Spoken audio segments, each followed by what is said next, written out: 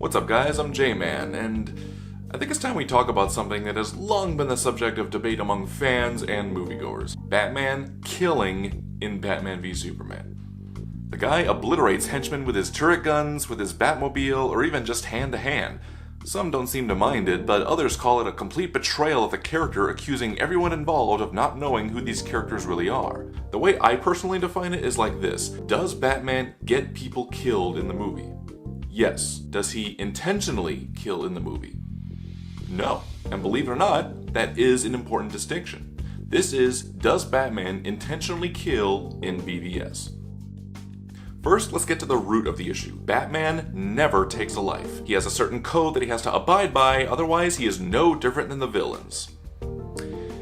Well, if he does, he actually kinda sucks at it. You can notice throughout many comics issues that he takes the liberty of throwing guys off buildings, pushing guys into the line of fire of his enemies, even impaling people. Even as a bigger issue, when it comes to using guns, he's broken that rule quite a bit too. If not to kill, then definitely to scare or intimidate. That is to say that he didn't use them to murder, but he still used them. And then there's also the Tim Burton Batman films where he kills people all the time and doesn't even bat an eye. Bat an eye. So stupid. However, I think the reason that this has been more forgivable amongst people is that we technically never see them die on screen, so I guess in that case it's more quote-unquote excusable. Personally, I think that's kind of a cop-out because, you know, how could they not have, but that's just me. In any case, why is it that people are so hung up on this no guns or no kill rule even though he's broken them multiple times? Well, in my mind there's only one answer to that. The Batman animated series from the early 90s. This basically defined how people see Batman today, mostly because this is pretty much where his no guns and no kill rule were actually solidified. He never even picks up a gun in this series, much less he uses it to even threaten. And this was mostly due to it being a kid show, so heroes using guns was considered a big no-no. People didn't just define this series as just one interpretation of Batman. They actually consider this to be the Batman, how he should act, how he should handle certain situations. So by then, people only had one type in mind whenever they thought of Batman: the animated series. Even the short film Mask of the Phantasm is considered to be the best Batman movie ever made, to which I would have to say I don't disagree with. So this is probably the biggest reason why people hated this interpretation of Batman in Batman v Superman. The thing is that when you really get down to it, Batman is actually a very tragic character. He hates criminals, and he takes his anger out on them by preying on them and beating them to a pulp. In this article by Screen Rant's Andrew Dice, he states that Batman being called good is actually kind of questionable. Think about it, how could a guy who literally beats up criminals be considered a good guy? The only reason we call him a hero per se is because he does it to bad people. But even then, does that really make his methods all the more appropriate? This is what I think BVS really tried to do. They captured the true tragedy of Batman's character and amped it up. Plus, it's actually the whole point of Batman's arc in the film. He has just lost all care for criminals and only cares about defeating Superman. Now, some would argue the real Batman would never do that.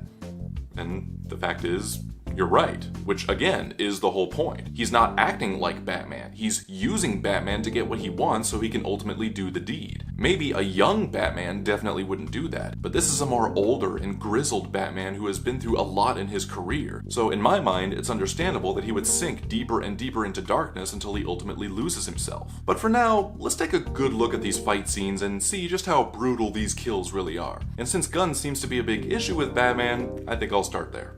First, we have the Batmobile chase scene. Batman uses his guns and completely shreds that moving vehicle to pieces, causing everyone to be obliterated.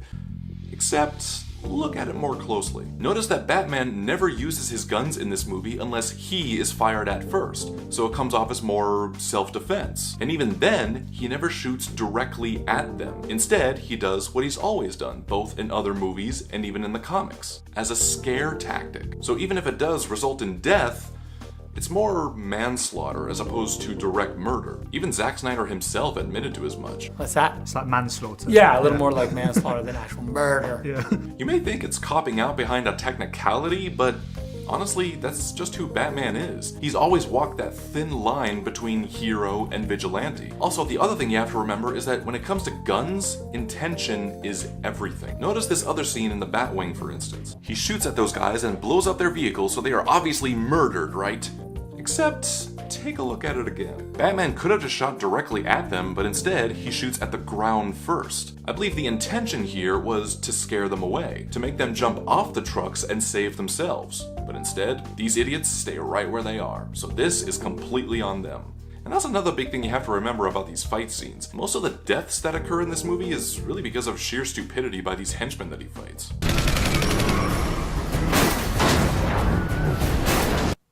Why didn't that guy just drive off like the other guy did?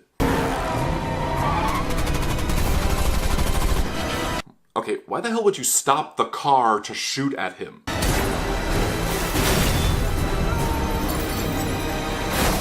Yeah, what did you think was gonna happen?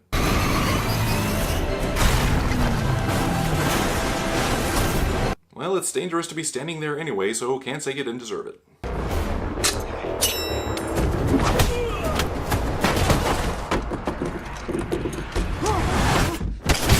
Did you seriously just jump for a grenade that you literally just pulled the pin off of?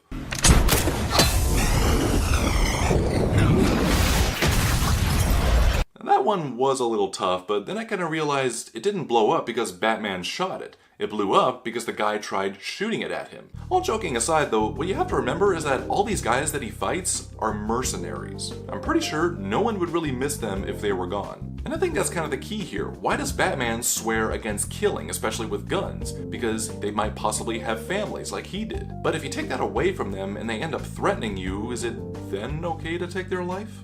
And now we get to that one big scene that is just inexcusable. The nightmare scene. He murders people everywhere, mercilessly, without regret. What do you possibly have to say about this, J-Man?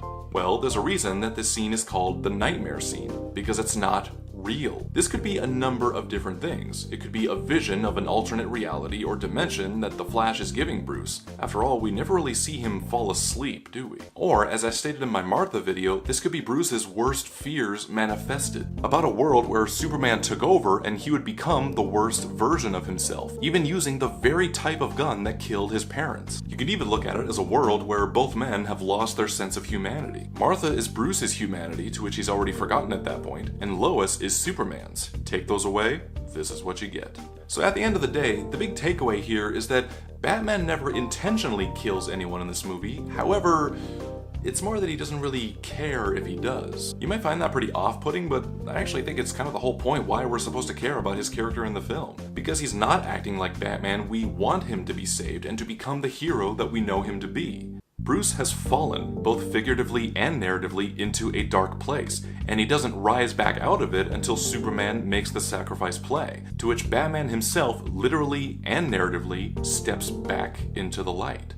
So hopefully I've shed some light on this particular issue, and hopefully you can watch it knowing that Batman is not a vicious killer in this movie. He's just a man who is slowly losing himself. So what do you think of Batman killing? Whatever it is, don't be shy, leave a reply. And if you like this video, don't forget to like, comment, and subscribe to the J-Man. Peace.